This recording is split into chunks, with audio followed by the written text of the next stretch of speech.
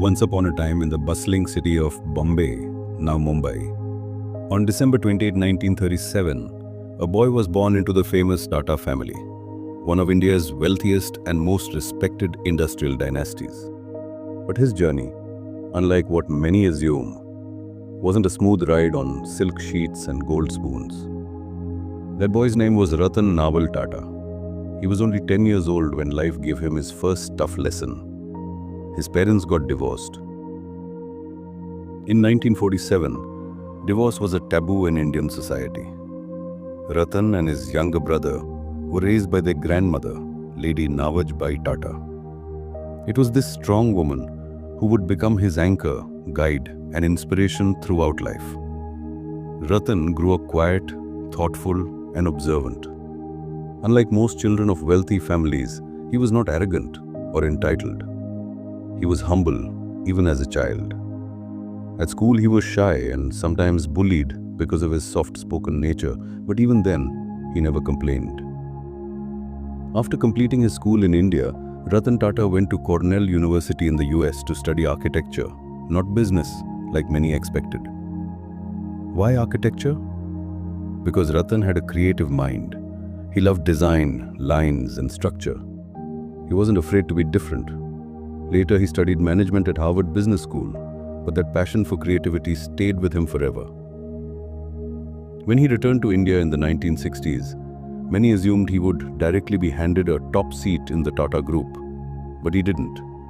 Instead, he started working on the shop floor of Tata Steel in Jamshedpur. Yes, the future head of the Tata Empire once shoveled limestone and worked with blue-collar workers in a dusty plant.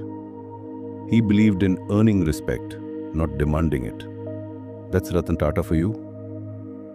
In 1991, he was appointed the chairman of the Tata Group, taking over from the legendary J.R.D. Tata. But the business world wasn't kind to him at first. Many seniors in the Tata companies doubted his leadership. Some saw him as too soft, too inexperienced, or too Western-minded. But Ratan stayed calm. Quietly, without drama or noise, he started restructuring the Tata Group, bringing unity to more than 100 different companies, simplifying operations and focusing on a modern vision. He respected the old, but embraced the new. Then came his boldest move, the creation of the Tata Indica, India's first indigenous car. Critics laughed, competitors mocked. Even insiders warned him that Tata Motors would collapse. But Ratan believed in the dream of an Indian car, made by Indians. Made by Indians, for Indians. The first model had problems, and sales were low.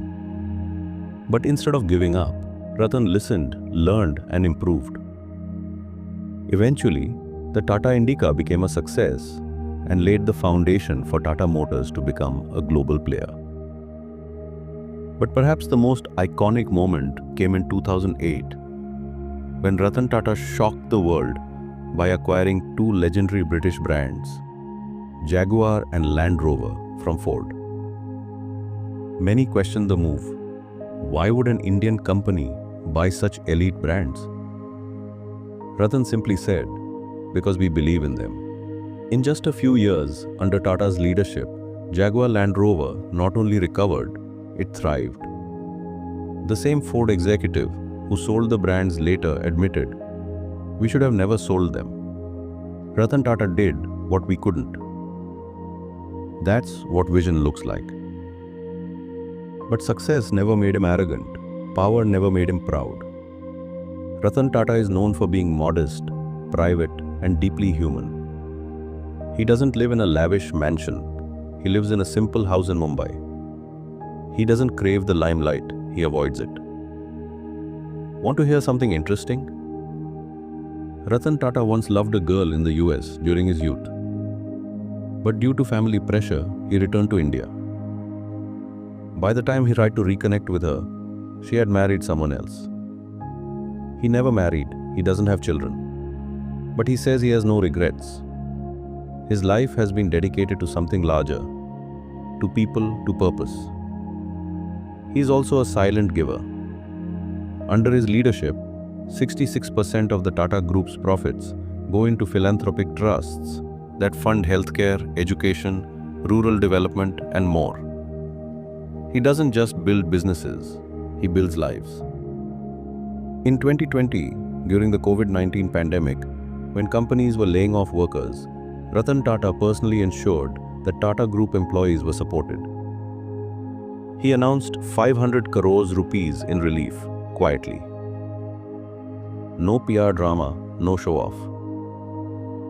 Even at the age of 85, he remains sharp, active. He inspires not through flashy speeches but through his actions. Okay, this was the story of Ratan Tata, not just a businessman, but a visionary, a silent leader, and a true servant of society. A man who chose values over vanity, service over spotlight, and action over applause. He showed us that no matter where you start or what challenges you face, if your mindset is right, nothing can stop you. And remember his powerful words, "None can destroy iron, but its own rust can. Likewise, none can destroy a person, but his own mindset can." So, now I want to ask you, what's holding you back? Fear? Doubt?